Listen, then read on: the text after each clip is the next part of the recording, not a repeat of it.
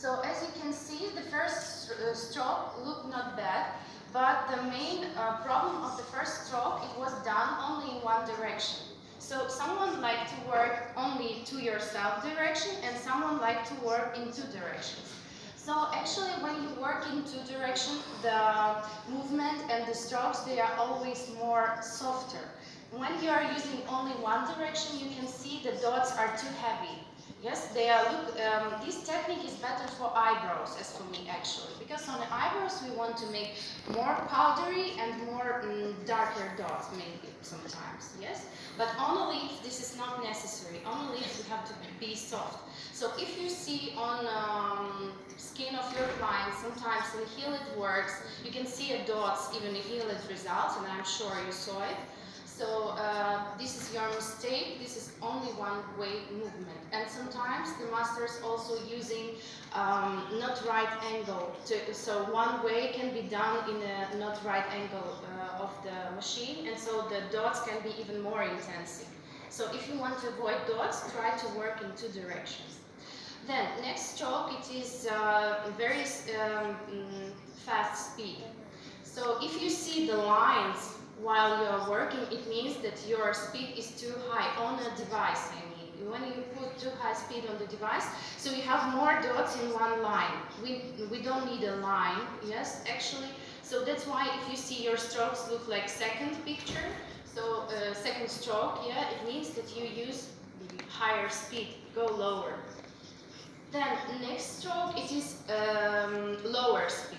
So when you use lower speed, you will see a big distance between dots, and you see they are not even, so they have like not good layer, yes, not even layer. So next stroke, it means that you have too slow speed. If you see the implantation like this, you have to add the speed on the device. Then on the next slide, I show you some small secrets too. Actually, on the left side, you can see in the middle how my stroke looks. So this is the type of my working style. Yes, this is how I'm doing. So if you will see something the same, if you will try to do strokes, so you will know that it is similar to my technique.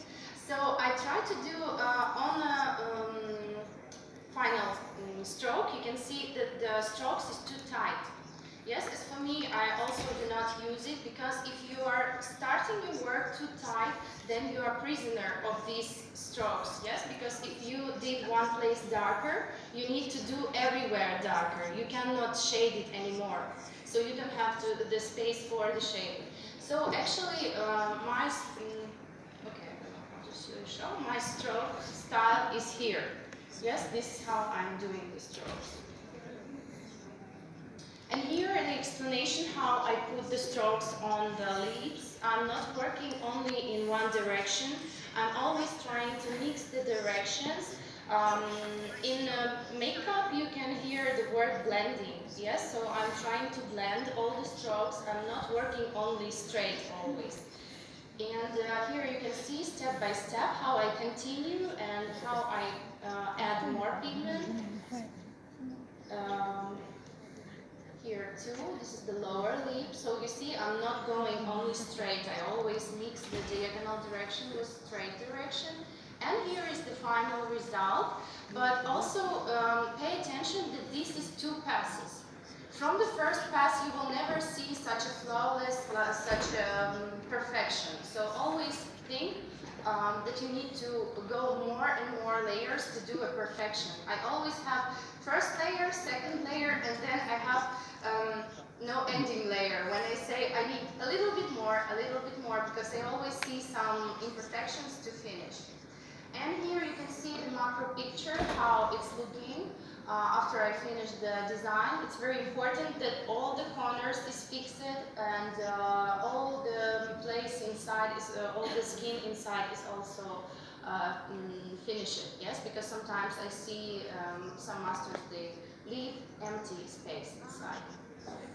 So here is the presentation step by step. If you have more questions, you can ask me when I will show live presentation without anesthetic, previous anesthetic, and my lips perfection for you.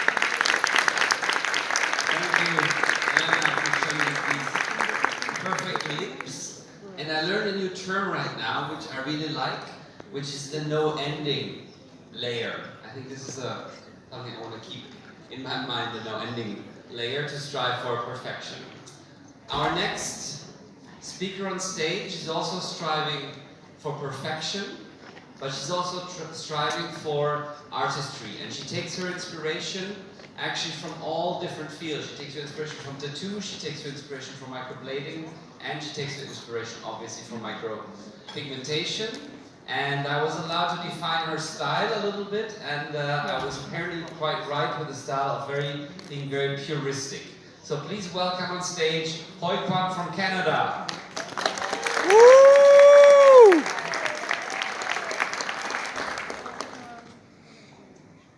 А вот выступает наш амбассадор Хoi из Канады. I've always maintained a strong sense of curiosity, especially with my work. I love feeling and seeing different textures. From powders to creams and liquids, I love mixing mediums and seeing how that would translate on skin.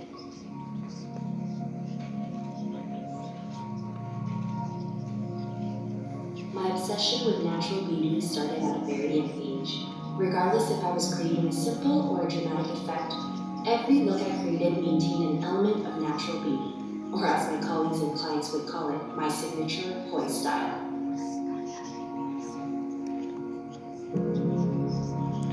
Она очень круто рисует волоски карандашом перед работой. Я когда увидел в первый раз ее работу, я подумал, что это зажившие волоски, то есть заживший татуаж с волосков. Но это было реально круто отрисованная карандашом бровь с волосками. Лично у меня бы не хватило времени и сил, и нервов, чтобы так рисовать, как она. I will never forget that experience, but what stuck with me was how I brought confidence back to my mom in that moment. And I knew from that moment, beauty will always be a part of my life.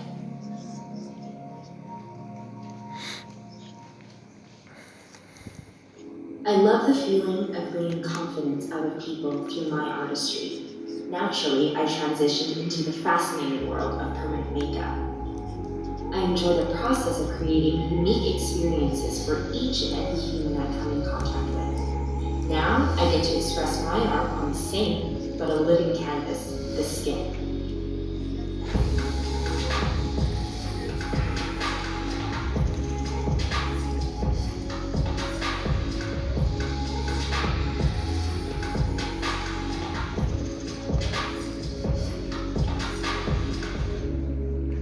One of the first defining moments as a permanent makeup artist, and for the Hoi brand, is being recognized for not only my tattoo style, but more specifically, my signature brow design technique.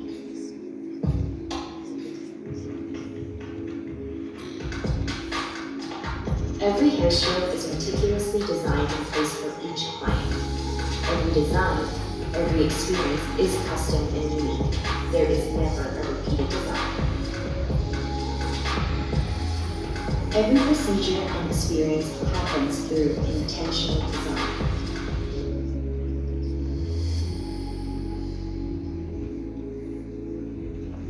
I'm honored and humbled to share my technique and philosophy with you on the stage.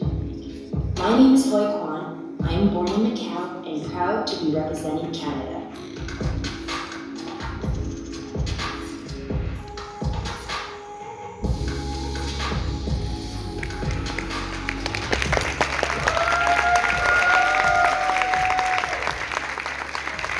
Отличная презентация. Hello everyone. How is everyone feeling from yesterday? You guys tired? Don't fall asleep on me. Should everyone get up for a second and just stretch just a little bit? Yes! Come on! Get up! Get up! Shake it out a little bit! Alright, I am so happy and honored to be sharing this stage with some of the artists that I've been looking up to, my mentors. So thank you so much for having me here. You guys saw a little glimpse of our recent master masterclass, our first amiea masterclass in Canada, just in August. We had my amazing mentors, James Alea and Elena Nakora, come to Canada. We had a crazy idea. We wanted to do a masterclass with 20 students, 20 live models, and I know watching the global talents how much work it was, but we did it. And I was very proud to curate a very memorable, high-quality experience for permanent makeup artists.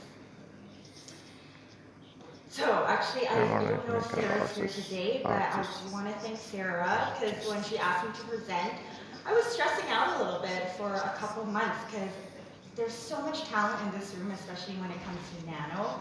I'm like, what can I present that's new? Because what I've learned is from my mentors, like I said. So when she told me to present my special brow design technique, I was like, thank you so much for making my job a little bit easier. But I want to take it back a couple years.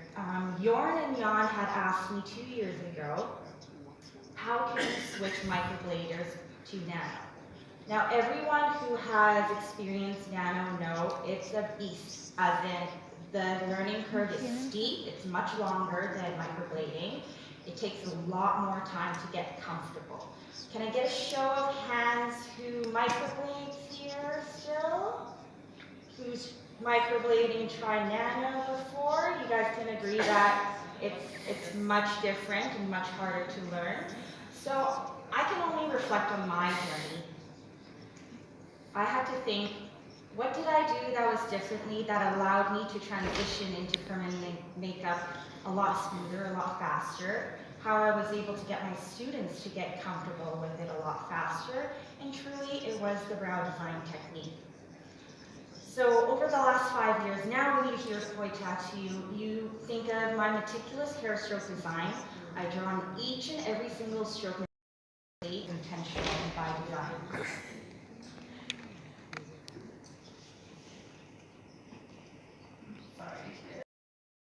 Create a brow design technique that could 100% translate visually and for us to be able to communicate to your client what the final result is going to look like. How many times have we drawn a brow design technique where it is either just an outline or you're just filling it in? And then you're going back and forth with your client, asking them, okay, it's going to look a lot more natural than this, okay? I promise it's going to be fluffy here, it's going to be a little bit different here. But I don't ever want a client to lay down in my chair not feeling 100% confident in what I'm going to be able to deliver. This is your first point of contact with them to showcase your art and your skill on their face. And that's when they get excited, when they look in that mirror and get really, really excited. So I really want to share this technique with you guys. So let's go back to basics. I feel like the design process can be a little bit overlooked, as in we get so excited to get in there and start tattooing right away that we rush the design process a little bit.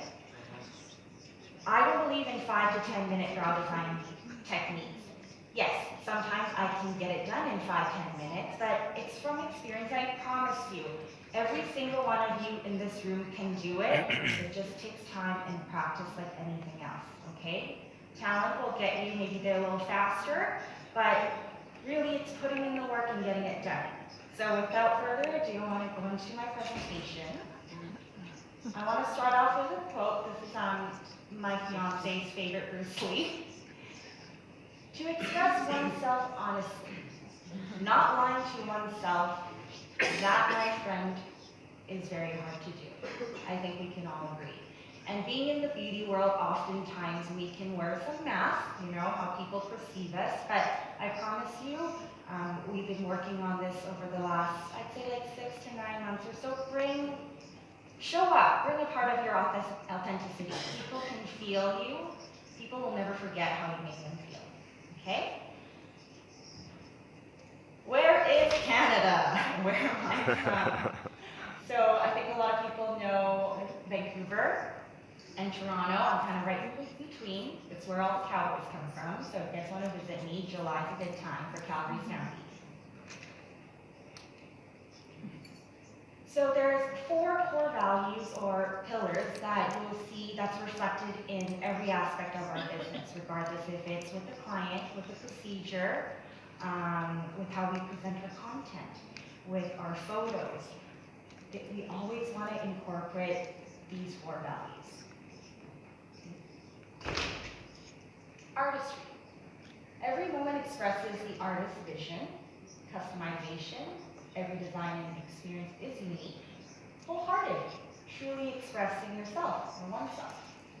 Connection, intimacy, and trust. So let's start off with artistry. So I think by now you guys know that my background comes from makeup, so I love incorporating and seeing artistry come to life. Customization, like we said before, every design is unique. There's not one repeated pattern.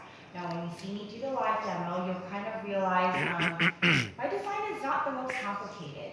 It's quite simple. I want to break it down. I want to simplify things. So new artists who come into this won't get scared of doing so many patterns, because sometimes when you're naturally not that artistic, it can be very hard to grasp. And it is an amazing industry, and I don't want to deter anyone from not stepping in just because they feel overwhelmed.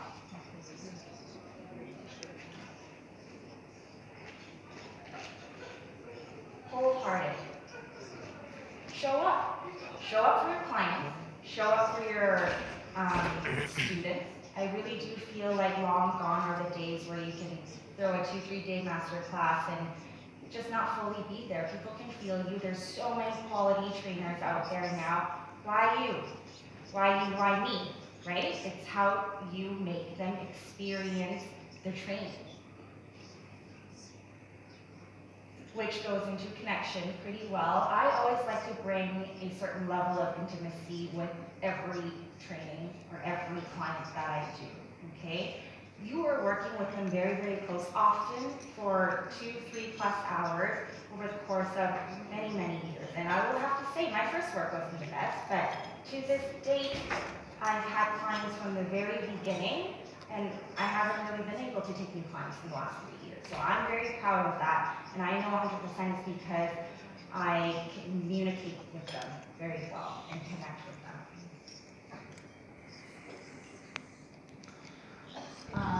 So I want to take you through a few steps. I do have a step-by-step video in a little bit here where I will explain over top. But how I first create my brow, of course, we want to find the center line and all that, but I like to create a negative space. Okay, negative space meaning you see the entire shape, but you really can show the client where you're going to be filling in, where you're going to be detailing. And at this point, I do show the client because I want to let them know, hey, is this a width you're looking for? Is this a thinness you're looking for? And if it's not, if this is too thick, then we just scooch the highlight up a little bit, right? Once I perfect the one side, I'll flip it on the other side. Repeat on the other side. So symmetry. This is something that I found after I started training. Not everyone can see symmetry. Not everyone's natural at it, but it doesn't mean you can't. You have to train your eyes, and it just takes time, okay? So always sit them up. I think if you look through my work, I am a natural, more freehand artist. No one's face is symmetrical, of course, so always sit them up and double check, okay? You want to find overall harmony. Sometimes when you over measure, it doesn't always produce the most desirable brow shape. Options. I like giving my clients options. I think Amika said, you know, this is something they're going to be wearing for 2 to 3 years, maybe even more. It depends on their skin type. Show them a hair stroke option. Show them a powder option. Let them see it on their face so they can choose and get excited as well. Selection, of course, then they're going to choose what they're going to do. And I just want to show you a close up here. So on this side here we have the hair stroke technique. On the other side I did a powder brow design technique as well. So you can really see. And at the end of the day, I think we are actually going to do a combination brow on her where we do hair strokes but a little bit shading in the end to give that density. And also for 2020 in North America, I love the European style. I really do, but sometimes I feel like it doesn't maybe 100% translate in the North American market. What's really in this here is the fluffy natural brow with full density, okay? So I'll show you during my demo, of course. Make sure you ask questions, anything that you want to ask. So I want to go through some examples. Like I said, for me, what you see is what you get, and I always want that with my design. So we go from natural to the design. Again, you can see the concealer, the white outline, and then I fill in with hair strokes. Go over top, and this is the finish with a single point nano needle. I believe this was done with the Nano M2, and that's one of my favorite needles. Anytime I decide to do a combo, I like to use the Nano 2.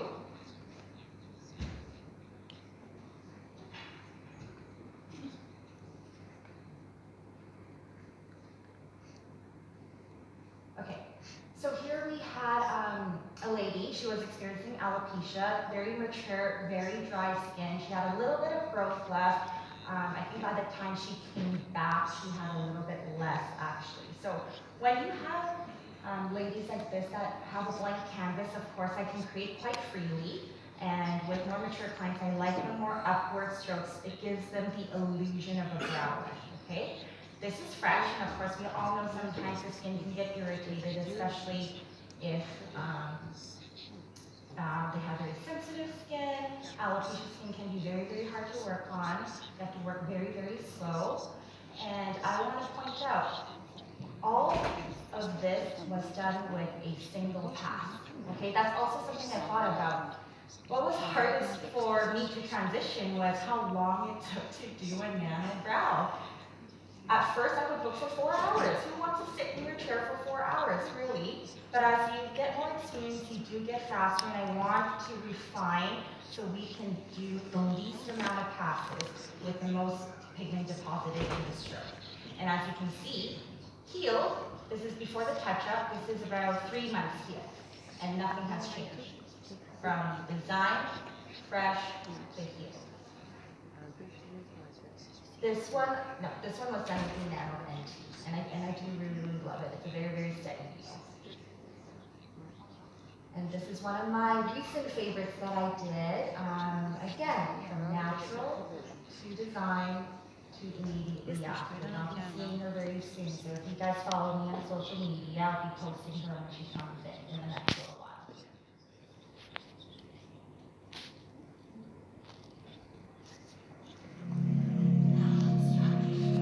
So I use a wax pencil, and we've made sure to contact the company to make sure that all ingredients are safe in there. We sharpen it down to a blade, and in pencil it really is just wax and carbon, which are natural things that are found in our body.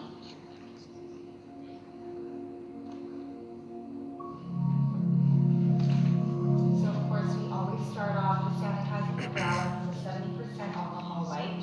Now, using a higher percentage doesn't necessarily mean you will get more sanitization filters, so 70% is really that key level. So you want to comb the hairs and brush the hairs in the direction that you want. Now, we have things like brow lamination now when we can redirect the growth, okay? Center point. Make sure you and your client are gauging center point from the same place. Some people gauge it from between the eyes. Some at the nose, which is actually the least accurate, and also cubic zone. I like to mark off the front and here using the new amiea non-toxic. They're actually vegan pencils. And I like to use a flat brush. It does the job for you. So I start by highlighting underneath. I create a seamless line underneath, and like I said, less pressure is more. Your brush, you want to be pointing this way, not coming at it this way, or else you'll get concealer all on the inside. And just because of my makeup background, I just like to make things a little bit neater and prettier. I want them, let's say if they don't get tattooed, to be able to walk out of the room feeling comfortable wearing the design and looking at themselves throughout the day. And then when they come back, they're going to know what they want exactly. Once I get one side, I'm going to repeat it on the other one. And sometimes I will do it on the the top as well, just depends on how defined you want that top to be.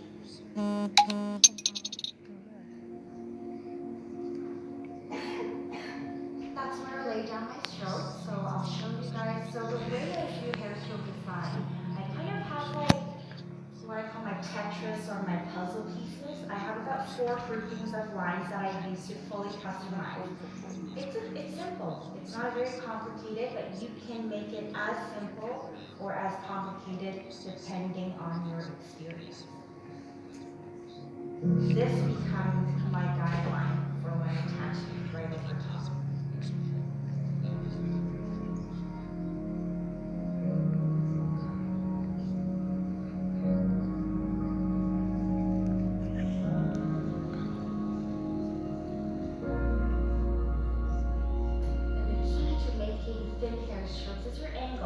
Okay, in the shape of the blade, you want to stay at 90. You don't want to tilt too much, and also pressure. Okay, the lighter your pressure, the finer the stroke. On the other side here, I've used a makeup brush and also the amiea pencil to design the powder effect. And I love using brushes because it gives me control and precision.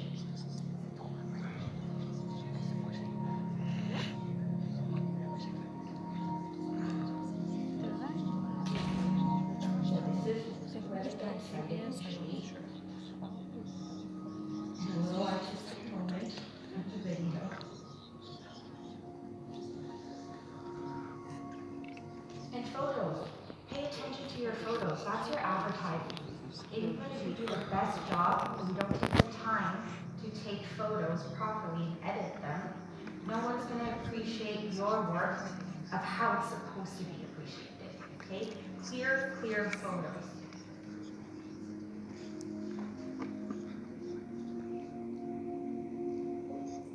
Did you guys enjoy the video? Yeah.